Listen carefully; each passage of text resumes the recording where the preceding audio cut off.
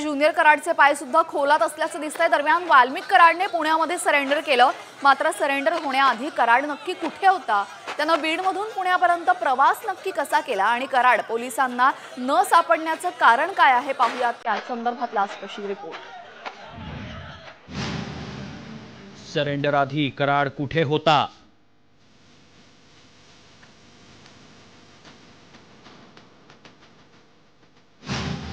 आधी बीडमध्ये तळ, मग पुण्यात पळ।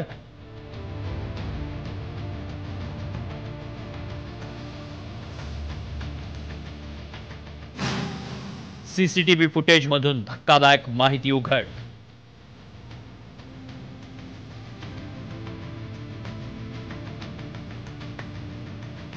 वाल्मिक कराड सरपंच संतोष देशमुख हत्या प्रकरणात मकोका लावलेला हाच तो संशयित आरोपी।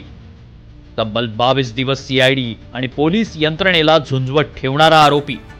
मात्र हाच वाल्मिक कराड 31 डिसेंबरला सकाळी 10:55 फिल्मी स्टाईलनं थेट पुण्यात सीआयडी ऑफिसमध्ये शरण येतो। मात्र शरण येण्याआधी वाल्मिक बीडमध्ये तळ ठोकून होता हे आता स्पष्ट झालंय, कारण 30 डिसेंबरच्या मध्यरात्री कराड बीडमधून पुण्याला जात असतानाचे सीसीटीव्ही फुटेज समोर आलेत। काळ्या काचा असलेल्या 3 आलिशान गाड्यांचा ताफा घेऊन कराड बीडमधून थेट पुण्यात पोहोचतो आणि त्याची खबरही कराडला पकडण्यासाठी जंग पछाडणाऱ्या बीड पोलिसांना लागत नाही। मात्र कराड बीडवरून पुण्याला कसा पोहोचला पाहूया। 30 डिसेंबर रात्री 1:07 ठिकाण मांजरसुंबा पेट्रोल पंप। शरण येण्याच्या आधीच्या रात्री 1:07 कराडनं गाडीत पेट्रोल भरलं। यावेळी त्याच्या गाडीसोबत एक काळी आणि एक पांढरी स्कॉर्पिओ होती। रात्री 1:15 पेट्रोल भरल्यानंतर कराड आणि त्याचे साथीदार एका हॉटेलमध्ये जेवण करतात। रात्री 1:36 जेवणानंतर कराडचा ताफा बीड धाराशिव मार्गावरच्या पारगाव टोलवरून जातो। हाच मार्ग पुढे सोलापूर धुळे राष्ट्रीय महामार्गाला जाऊन मिळतो। 31 डिसेंबर ठिकाण पुणे सकाळी 10:55 वाल्मिक कराड सीआयडीला शरण जाण्यापूर्वी एक व्हिडिओ सोशल मीडियावर पोस्ट करतो। ठिकाण पुणे सीआयडी ऑफिस। त्यानंतर पुढच्या 5 मिनिटातच कराड फिल्मी स्टाईलनं सरेंडर करतो।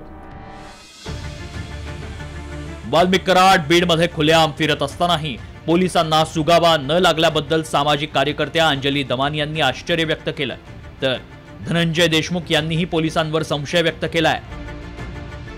येताना इतक्या वाजता ते एका टोलवर होते, त्याचं देखील छायाचित्र येतं। हे सगळं एका पत्रकाराला कळतं आणि यंत्रणेला कळू नये, म्हणजे याला काय बोलावं अशी स्थिती झाली आहे। म्हणून खरा तपास जर व्हायचा असेल तर तो जिल्ह्याबाहेरच होऊ शकेल। आपल्या जिल्ह्यामध्ये टोल नाके आहेत, हॉटेल आहेत, सार्वजनिक ठिकाणं आहेत, तिथले सीसीटीव्हीचे फुटेज तुमच्याकडे आलेत का? कारण असं दिसतं ह्या कालच्या सोशल मीडियातल्या फुटेजवरून की आरोपी सगळे जिल्ह्यातच होते। वाल्मिकनं फिल्मी स्टाईलनं सरेंडर केलं। ती गाडी शिवलिंग मोराळेच्या नावावर आहे। याच गाडीनं कराड राज्यभर हिंडला। एवढंच नाही तर सरेंडर होण्यापूर्वी कराड बीडमध्ये तळ ठोकून होता। तो बीडमधून पुण्याला गेला, त्याचे सीसीटीव्ही सध्या समोर आलेत। मात्र पोलिसांनी कराडचा माग काढताना सीसीटीव्ही तपासले नव्हते का? कराडला पोलिसांचा अभय होतं का? याबरोबरच बीडमध्ये सरेंडर होणं शक्य असताना कराड पुण्यात शरण का आला, असे अनेक प्रश्न अजूनही अनुत्तरित आहेत। ब्युरो रिपोर्ट, साम टीव्ही।